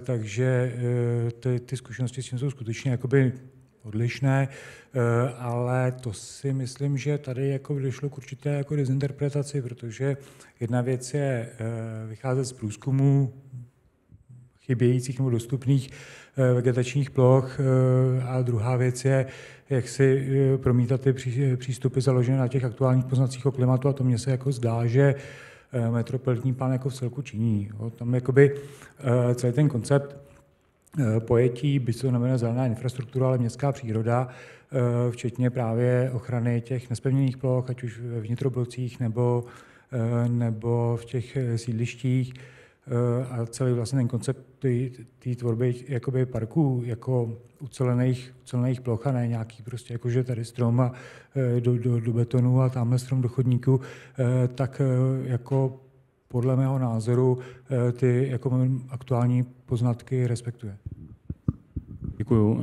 Já poprosím, tamhle se vzadu hlásil pán, tak mu dám teďka přednost, a pak ho zase vystřídáte. Hnedka se k vám zase vrátím, jenom ať dostanou šanci všichni. Ale děkuji za výborné dotazy samozřejmě. Tak dobrý večer. Dobrý večer, já se jmenuji Robert Gája. Já se chci zeptat tady na jednu věc. Já bydlím na jihozápadním městě a když vlastně porovnám ten stávající územní plán s tím metropolitním plánem, tak si nemůžu nevšimnout, že vlastně těch bílejch zastavitelných ploch na úkor toho nezastavitelného území tam nepoměrně vzrostlo a speciálně se to týká oblasti zeleně, která se nazývá v územním plánu izolační zeleň. To jsou plochy, které slouží přesně tomu účelu, podle kterého se jmenují a teď jsou vlastně určeny k zástavbě. Já vlastně vůbec netuším, jakou představu mají tvůrci metropolitního plánu, co by tam mělo stát. Většinou se jedná o velice úzké pozemky kolem hlavních tříd a výpadovek a tak podobně.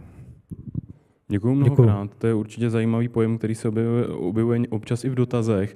Izolační zeleň, ale zároveň i takové ty drobné zbytky zeleně, které zůstaly někde v zástavbě a podobně. Jak se na ně metropolitní plán dívá? Proč izolační zeleň není zelení, není chráněna třeba jako lokální park a podobně? My těch drobných místních parků tam máme víc, než bychom si přáli. Vyplývá to z celé té doby projednávání a z vůle městských částí i jiných subjektů tam něco takového, jako byla izolační zeleň v platném územním plánu, vrátit. My vůbec neříkáme, že ty plochy, které nejsou teďka zeleně, ty drobné plochy podél komunikací například, které nejsou teďka zeleně vyznačeny pod úrovní měřítka metropolitního plánu 1:10 000, že mají být zastavěny. Samozřejmě, že těsně u té vysokokapacitní komunikace těžko někdo bude stavět nějaký obytný blok. Takže to je jenom věc té podrobnosti, o které jsem mluvil. Že jsme nechtěli jít do nějakého přílišného detailu, který podle nás územnímu plánu a měřítku 1:10 000 nepřísluší. A můžu se ptat, co by se stalo, kdyby jsme tyto plochy skutečně vymezili jako parky? Znamenalo by to pro městské části nebo pro město nějaké náklady navíc, nebo by to v něčem omezovalo, protože ten park musí být nějakým způsobem chráněn, udržován a podobně? Jak se na to může dívat obyvatel, který chodí kolem a nechce, aby vykáceli to roští? Každý si pod pojmem městský park představí něco jiného, než je pás nějakých křovisek podél Pražského okruhu nebo něco takového. Takže prostě nám to přišlo, že je to nadbytečné, mimo podrobnost měřítka metropolitního plánu a vůbec to neznamená, že se takhle blízko těch hlavních dopravních tahů bude stavět. Ono, to by možná řekl lépe tady pan magistr Karel, nějaká ta protihluková funkce těchto úzkých zelených pásů, to je věc naprosto iluzorní. Ten efekt je čistě psychologický, jinak to jsou možná nějaké jednotlivá procenta, které tyto pásy, pokud teda nedosahují 100 metrů šířky, dokážou odhlučnit. Kdybych to řekl zlé, tak jakákoliv zástavba, která u té vysokokapacitní dopravní komunikace bude, je mnohem lepším protihlukovým opatřením než zelené pásy. Tak Kristýno, jestli to můžeš doplnit. Já to možná ještě zkusím doplnit. Já si myslím, že tím vymezením bychom možná zhoršili trošku flexibilní využití některých ploch a myslím si, že to nebude mnoho případů, ale někde by nějaká zástavba umístitelná byla a byla přesně v tom smyslu, ve kterém tady hovoříme v rámci již zastavěného intenzivního města. Ale myslím si, že tím, že ty opravdu drobné plochy izolační zeleně metropolitní plán nevymezuje, tak zároveň předpokládám a ze znalosti těch ploch si myslím, že ani v tom stavu, kde jsou, se nic příliš nezmění. Jenom doplním, že takové ty větší plochy izolační zeleně byly poměrně často právě od společného jednání do veřejného projednání doplňovány přesně v místech, kde ta obava o to, že by tam mohla vzniknout nějaká nežádoucí nebo nevhodná zástavba, byla velká, tak tyhle ty plochy se doplňovaly. Takže my o tom problému víme, řešíme ho už 4 roky a opět je to nějaké vážení mezi tím, který veřejný zájem v tom daném místě vyhraje. Tak. Petře? My jsme, myslím, detailně jako analyzovali prostě všechny zelené plochy v tom městě, vše možné typy. Praha má proto jako úžasnou datovou základnu. A prostě se rozhodovalo individuálně a řekněme si na rovinu, konkrétně ty plochy IZ v platném územním plánu, nebo velká část z nich tam nebyla vymezovaná pro ochranu zástavby, pro ochranu přírody, ale pro ochranu té konkrétní dopravní infrastruktury, pro její případné rozšiřování. A v souladu s tím se můžete podívat, jak je nastavená regulace těchto ploch. V těch plochách jde umisťovat dopravní infrastruktura, můžete tam umístit benzínky, můžete tam umístit parkoviště.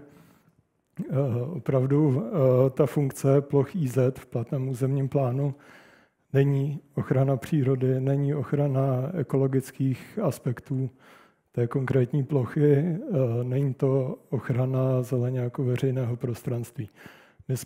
My jsme ty plochy prošli a prostě tam, kde některou z těchto funkcí to splňovalo, tak jsme je vymezili, tam, kde ne, tam nám to přišlo zbytečné chránit v tomto typu dokumentu. Metropolitní plán se snaží, nebo každý územní plán musí vážit mezi určitou jako flexibilitou, mezi tím, co ta regulace umožňuje a mezi tím, jaké hodnoty chrání. Ty dvě věci jdou, řekl bych, u každého konkrétního regulativu vždy proti sobě. A je třeba vážit, do jakého detailu s tou regulací jít, aby to území nebylo na jednu míru přeregulováno, to znamená, aby nebylo příliš neflexibilní, to znamená, neosekávalo jako tu škálu možných řešení příliš. A na druhou stranu, aby chránilo hodnoty, které v tom území jsou. A tak je potřeba přistupovat ke každé územně plánovací dokumentaci podle toho, v jakém měřítku a s jakou mírou detailu ta územně plánovací dokumentace má pracovat. A tak je potřeba ji číst. No. Děkuju. Předám slovo tady zpět dámám, takže poprosím mikrofon, ale zeptám se ještě na jednu věc, která vychází z diskuze, kterou jsme tady měli asi před měsícem, která se týkala právě modrozelené infrastruktury. My jsme tady zmínili některé prvky, třeba právě ty průlehy a podobně. A v případě, že v nějakém větším komplexu, třeba v rámci územní studie, nějaké velké bytové výstavby, vznikne právě nějaká modrozelená infrastruktura na té úrovni, kdy už se objevuje v územním plánu, nebo kdy v metropolitním plánu už definujeme, znamená to, že ve změně územního plánu se tam propíše, tím pádem tam bude nějakým způsobem potvrzená, že aspoň budeme mít jistotu, že tam skutečně ta infrastruktura nejenom vznikne, ale udrží se tam? Jde to brát jako ochrana té infrastruktury? Asi. Tak já možná se ujmu odpovědi. Je to tak, jak to říkáš, ten plán samozřejmě přebírá, i metropolitní plán přebírá kontinuitu toho, jaké ostatní dokumenty a jak město zpracovává stávající územní plán a změny územního plánu. Takže ve chvíli, kdy je to v měřítku územního plánu, to znamená ve chvíli, kdy se to propíše do platného plánu formou změny, tak metropolitní plán tyto věci přebírá. Děkuji mnohokrát. Prosím ten dotaz. Dobrý večer, já jsem Michála Pixová, jsem sociální geografka. Já bych chtěla hodně kvitovat, co tady říkal jednak kolega Klápště a tady moje kolegyně krajinné architektky. A chtěla bych se ještě znovu pozastavit nad nutností toho klimatického, nebo těch principů základních, který by chránili klima, nebo který by vlastně zařadili ochranu klimatu jako jeden z veřejných zájmů, který bude vlastně jakousi červenou nití celého toho metropolitního plánu. Někdy se tomu taky říká klimatický mainstreaming a ten klimatický mainstreaming vlastně schází v naprosté většině plánů nebo plánovacích dokumentů, strategiích, v podstatě ve všech politikách. A myslím si, že už je minimálně 5 minut po 12, aby se začal s železnou pravidelností zavádět do všeho, co vlastně produkujeme na té institucionální úrovni. A možná by to vlastně mohlo pomoct i nějaký určitý edukaci, jednak publika, ale možná i samotných tedy institucionálních aktérů nebo plánovačů a podobně, aby se pak nestávalo takové věci, jako že třeba budeme zaměňovat, já nevím, hlukovou bariéru s jinými ekosystémovými službami. Takže myslím si, že je důležité opravdu začít na tu zeleň nahlížet nějakým jiným způsobem, než jaký jsme na ní nahlíželi ve 20. a 19. století. Je potřeba se na ní dívat nejenom jako na součást tedy důležitý nástroj ochrany klimatu, ale taky důležitou ekosystémovou službu. To v podstatě vlastně nějakým způsobem se mi taky zdá, že v tom metropolitním plánu úplně nezaznívá. My pořád nějakým způsobem ochranu klimatu oddělujeme od ochrany jiných ekosystémových služeb, jako je třeba ta biodiverzita. Není to tak dávno, kdy pan architekt Koucký například chtěl odstranit veškerou vágní zeleň a v podstatě prosazoval, aby metropolitní plán chránil jenom parkovou zeleň. A já mám pocit, že tohle dogma ještě pořád úplně neopustilo naši mentalitu.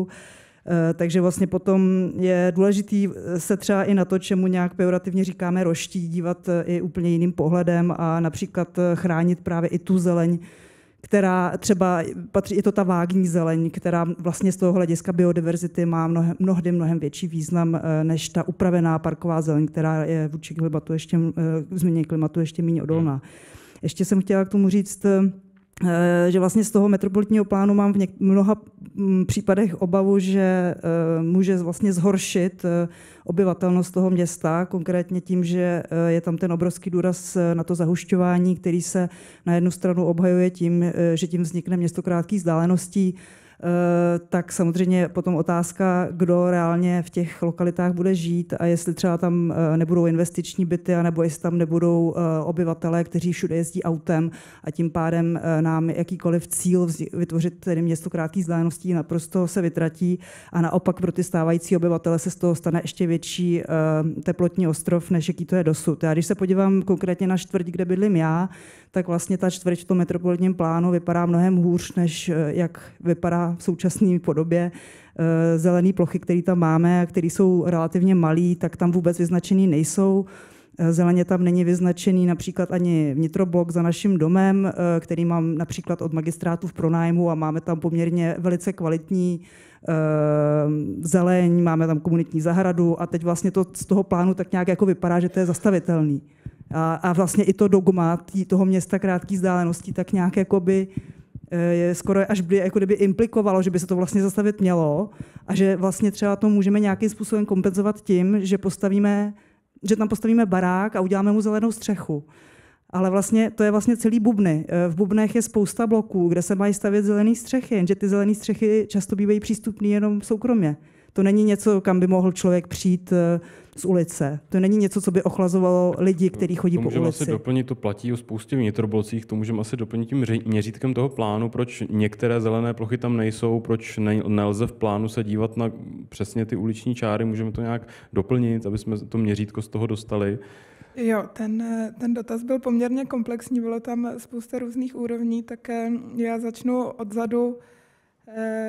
A tam je to opět o tom, že před sebou máme plán v měřítku 1:10 000, který je pořizován podle současně platného stavebního zákona, který mu dává nějaké mantinely. A právě to přesné vymezení vnitrobloku je třeba jedna z věcí, kterou ten plán plošně udělat nemůže, protože tím by de facto stanovil uliční čáru, sice vnitřní stavební čáru potom toho domu, stavební čáru domu vevnitř, a to je věc, která nepřísluší územnímu plánu a udělat to nemůže. Zároveň v popisu lokalit v krycích listech z toho důvodu, aby alespoň nějakým způsobem tohleto bylo možné ochránit, tak bylo doplněno, že vnitrobloky, které jsou nezastavitelné, tak je žádoucí tento jejich stav zachovat. Je to jedna z věcí, která byla do toho plánu doplněna a na tyhle ty připomínky bylo reagováno. Takže z mého pohledu všechny ty věci, které říkáte, tak já jim plně rozumím, chápu, že mají opodstatnění a my se na ně snažíme reagovat. Myslím si, že ten plán se od toho roku 2018, kdy bylo společné jednání, do dneška tímto směrem velmi výrazně posunul. Možná je ten posun pomalý a možná je ta debata potřeba vířit čím dál víc. A jak jste to sama říkala, je to tak, že je potřeba tuto mentalitu přenést do všech různých plánovacích strategií a politik. A my v tuto chvíli se bavíme jenom o jednom velmi úzkém segmentu, který se nějakým způsobem také vyvíjí, ten územní plán se vyvíjí, ale je to prostě jenom jeden nástroj a je potřeba v té debatě pokračovat a pracovat v tuto chvíli s tím, co máme. Tak jenom zase je to u mě ten pohled, že my v tom územním plánu prostě nedokážeme vyřešit všechny problémy města. A vy jste zmínila skvělou věc, a to je to právě, jak si ta zeleň stojí v rámci zákona, vůči ostatní infrastruktuře a podobně. Praha a Institut plánování se pokoušeli legislativně změnit to, jak zeleň ve městě vlastně figuruje, že vlastně aktuálně je to tak, že optický kabel je důležitější než strom, ale my se tady bavíme o tom, že to tak úplně není, že kabel může vést i nudy, ale strom má určité potřeby a tak dále. Jak jsme na tom teďka? Jak si vůči tomu stojí metropolitní plán, pomáhá nám tohleto v něčem, nebo je to naopak komplikace a je potřeba, aby se změnila i legislativa, aby jsme v plánu mohli být třeba důraznější? A je potřeba to řešit plánem? Jak už říkal kolega Kočička, Praha má tu výhodu, že má své vlastní stavební předpisy a ty to řeší velmi důrazným způsobem. Ta novela, která je připravována, ještě upravuje ty podmínky pro výsadbu stromů a stromořadí v ulicích.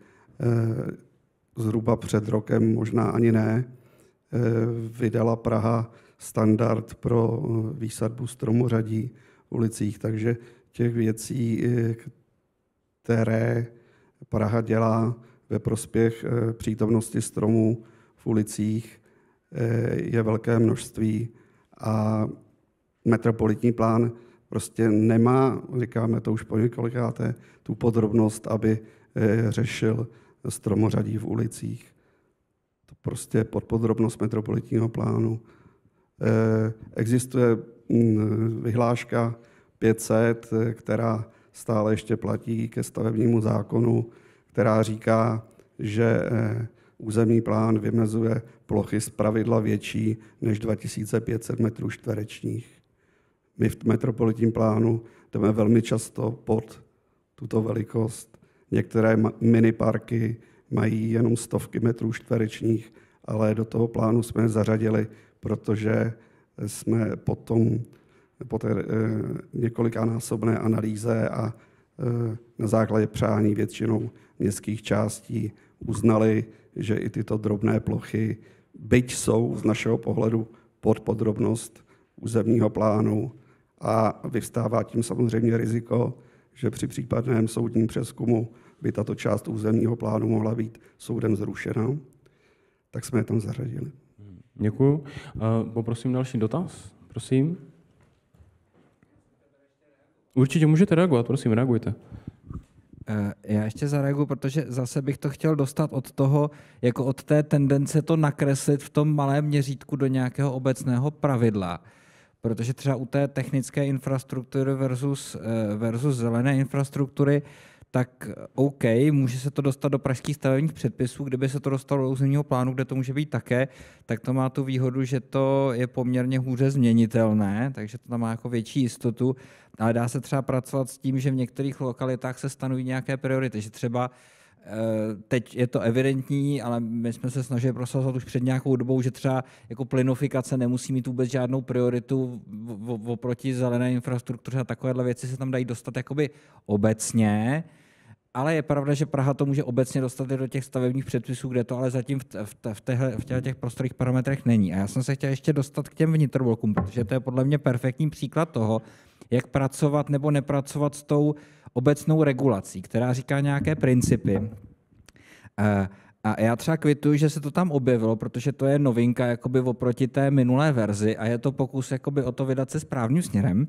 A když se na to podíváme v právnickém detailu, tak tady je vlastně ta zásada popsaná tak, že ve stabilizovaném území je při provádění změn v území v rámci vnitrobloků nutné nesnižovat kvalitu životního prostředí s ohledem na obytné využití zástavby po obvodu vnitrobloku.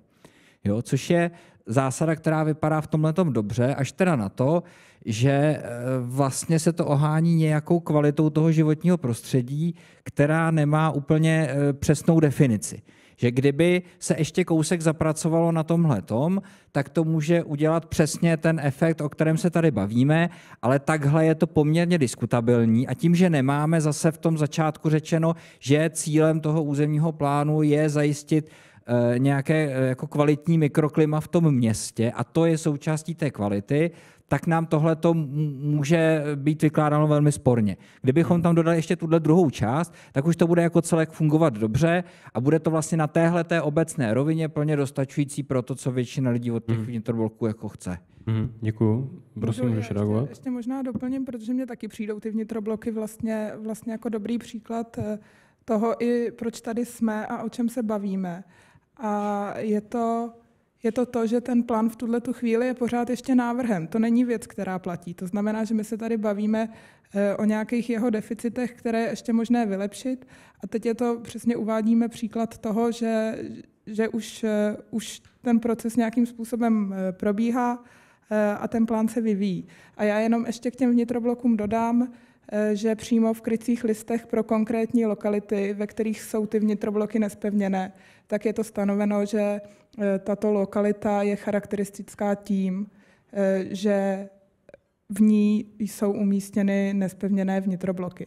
Takže ta regulace, přesně tak, jak to popisujete, se promítá od té vlastně nejobecnější charakteristiky až po ty úplně konkrétní jednotlivosti, které jde postihnout jenom na úrovni té lokality.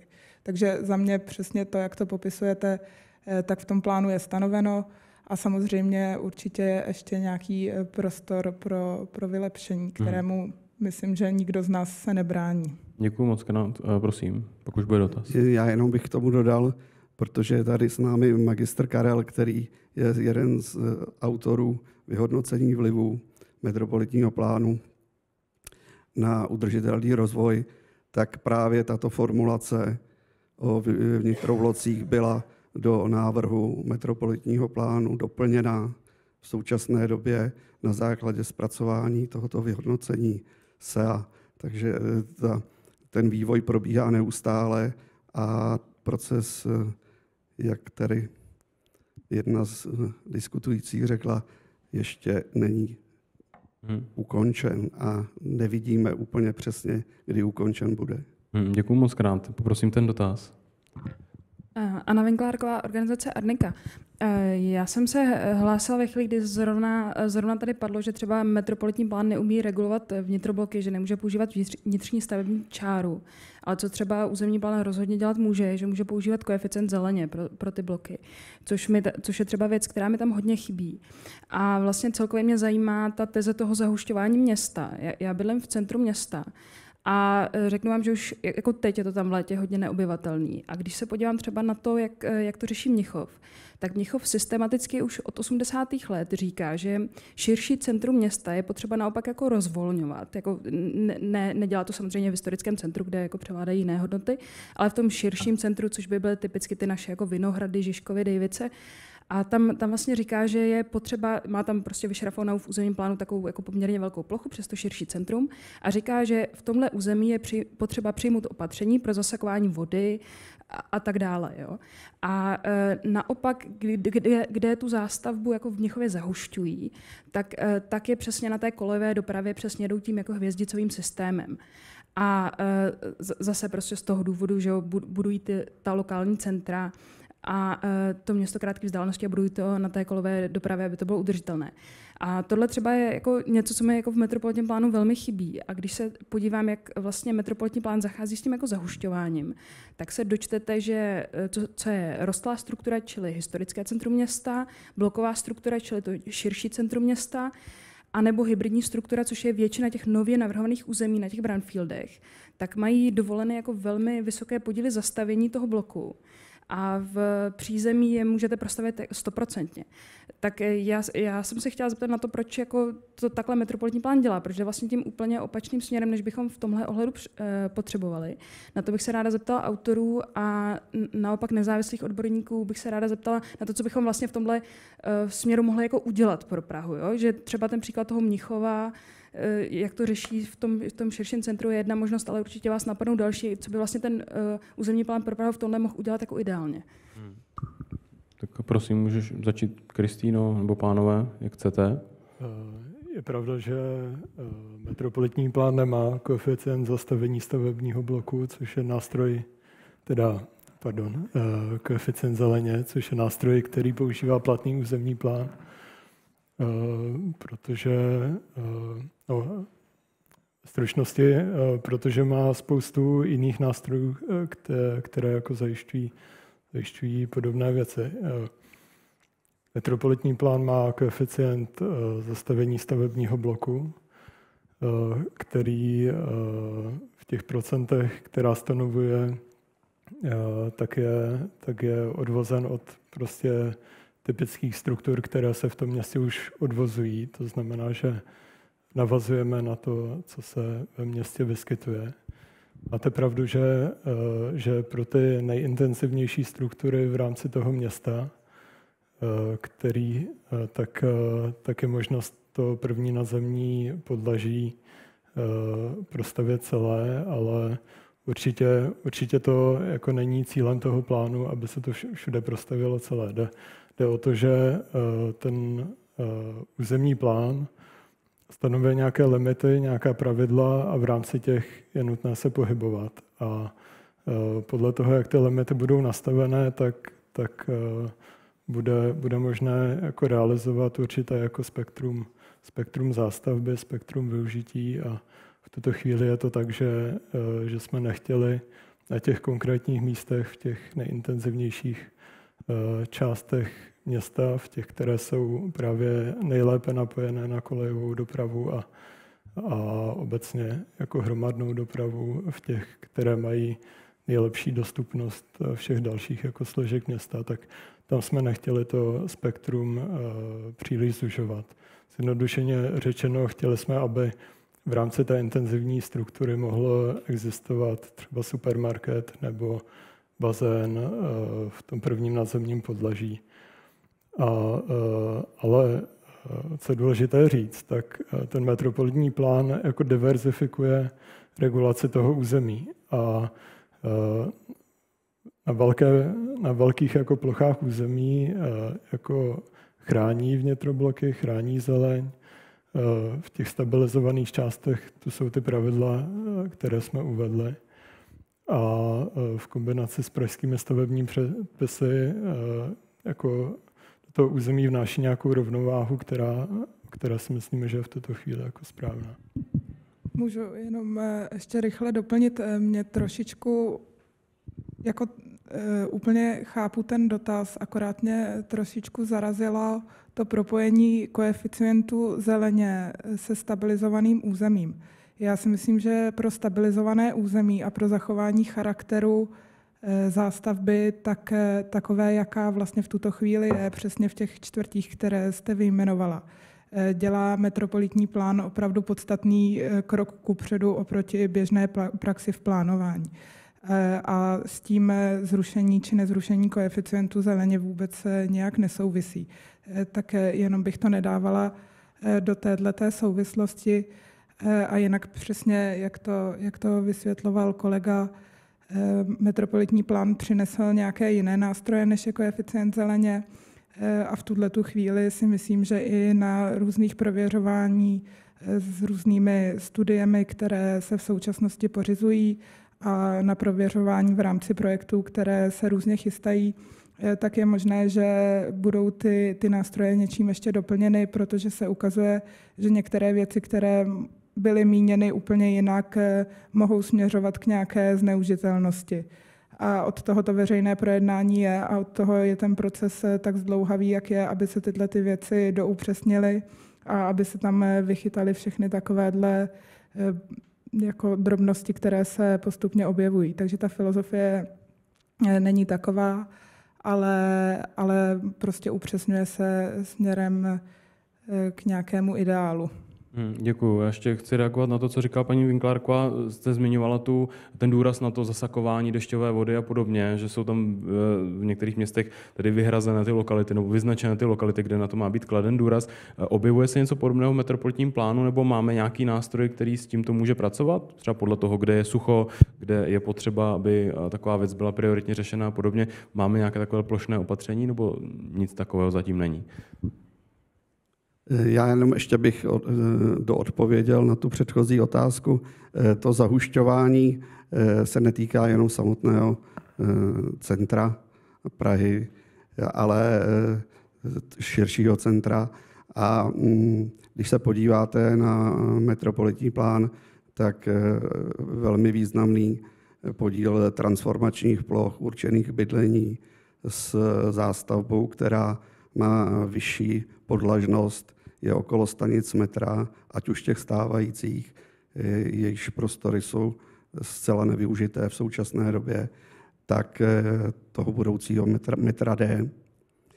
K tomu zasakování opět se vrátím k tomu, že máme pražské stavební předpisy a ta novela, která by měla jít do rady ještě teďka před prázdninama, se tomu věnuje. Děkuji, jestli můžu ještě reagovat na to zasakování, na ten nástroj, kdybychom mohli plošně určovat, kde se na to má klást důraz a podobně, no, bychom to odpověděli.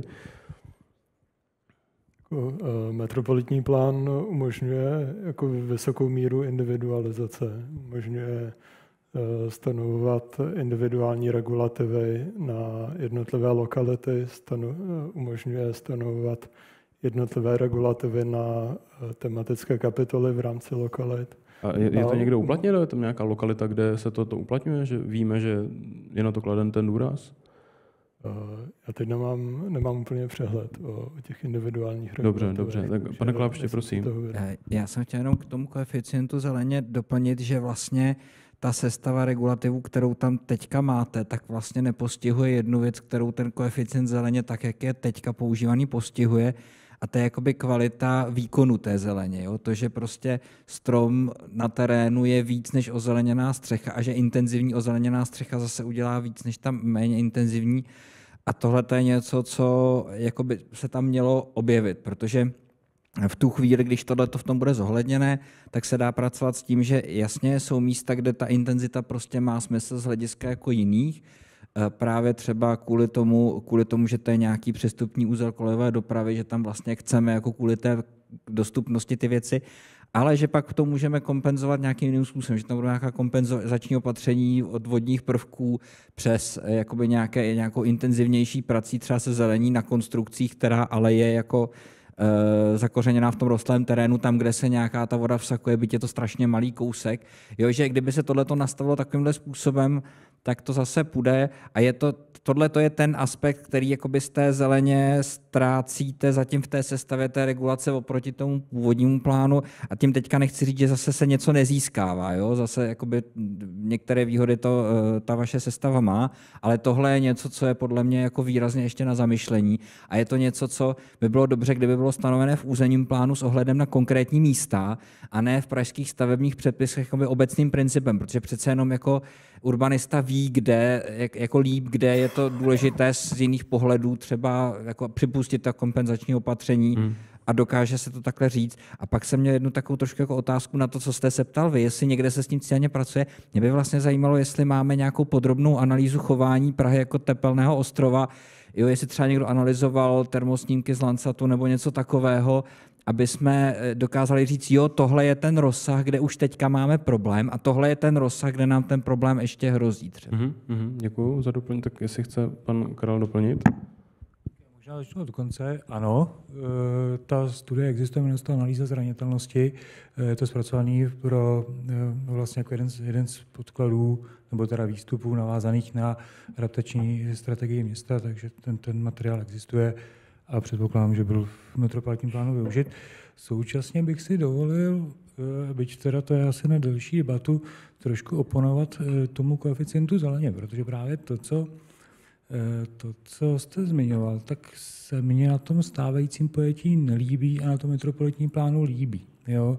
Vlastně to pojetí přes ty parky, byť tady jako park v širším smyslu, prostě vegetační plocha, směřuje spíš jako k nějakým jakoby zapojeným, souvislým plochám, jejichž vymezení je dáno procentem z území, případně přímo zákresem. Zatímco ten současný koeficient zeleně umožňuje přesně to, že máte prostě jako nějakou podmínku vegetace na terénu, to jsou dělat tady 2 metry, tamhle 4 metry před pás před vchodem do baráku a zbytek nějakým způsobem jako dohnat střešní zelení, která za rok uschne, jo, nějakýma stromkama na konstrukci a tak dále.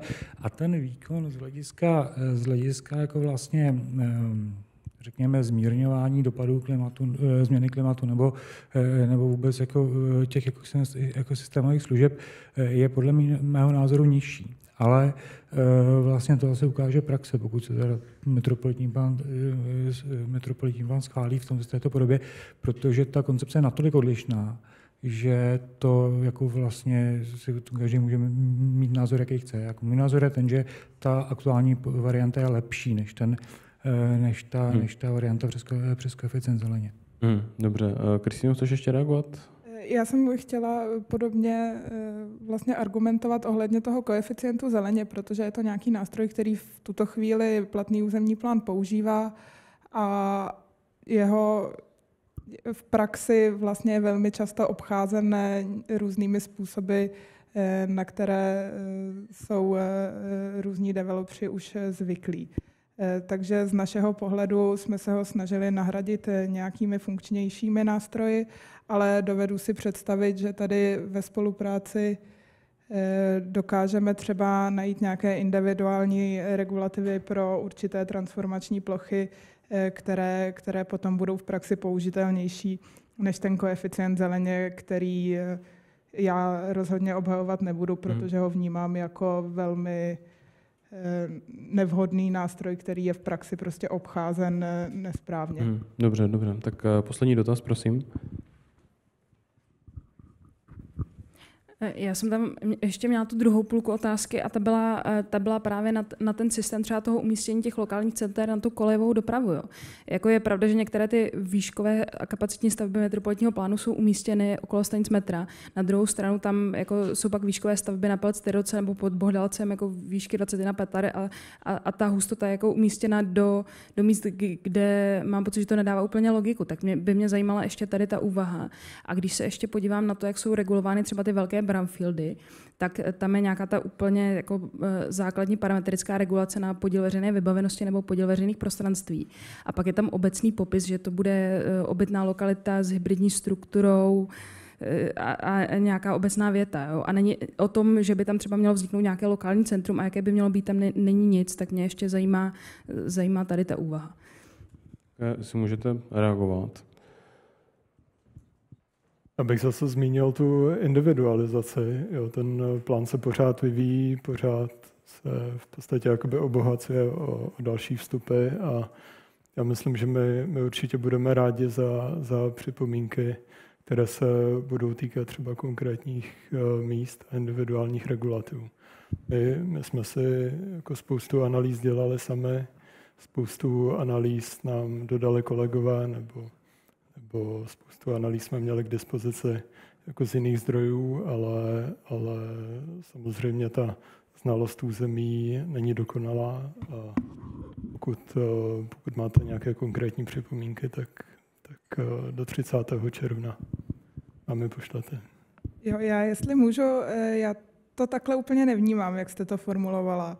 Já si myslím, že ty regulativy, tak jak jsou v těch transformačních plochách nastaveny, tak to předjímají, že tam nějaké centrum vznikne a předjímají, jaká ta budoucí čtvrť bude už tím, jakou tam stanovují hustotu, intenzitu a jakou stanovují strukturu.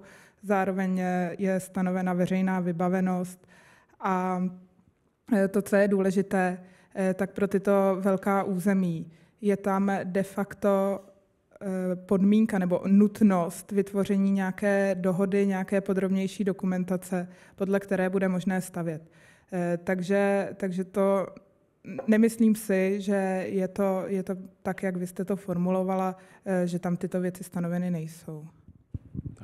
Jenom doplním, není to úplně čistě jenom pro ty největší plochy v tom městě, ale zároveň i pro ty nejvýznamnější, což jsou právě zpravidla ty plochy na těch dopravních uzlech.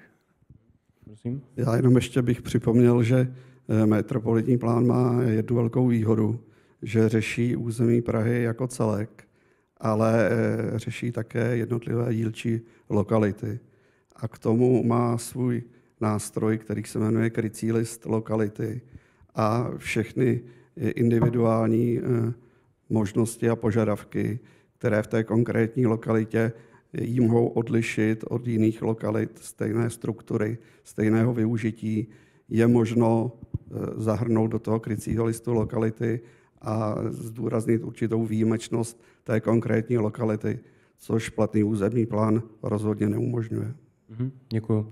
Já vás poprosím o krátký potlesk pro naše řečníky. Patří samozřejmě i vám, protože jste přišli, protože jste kladli skvělé dotazy. Děkuji moc krát za to, že jste tady byli. Čeká nás druhé veřejné projednání už 23.6. Od zítřka najdete na Floře informační stánek v obchodním centru Flora. Dneska byl ještě, tuším, kde byl teďka? Jsem úplně zapomněl, kde byl. To je jedno. Každopádně podívejte se na metropolitníplán.praha.eu, kde najdete všechny adresy, kde se budeme informační stánek objevovat. Příští týden nás taky čeká další diskuze, budeme se bavit o výstavbě a následně pak ještě o výškové hladině a regulaci toho, jak vysoko v Praze stavíme nebo nestavíme. Takže děkuji moc za to, že jste tady byli. Dobrou noc a přijďte zase.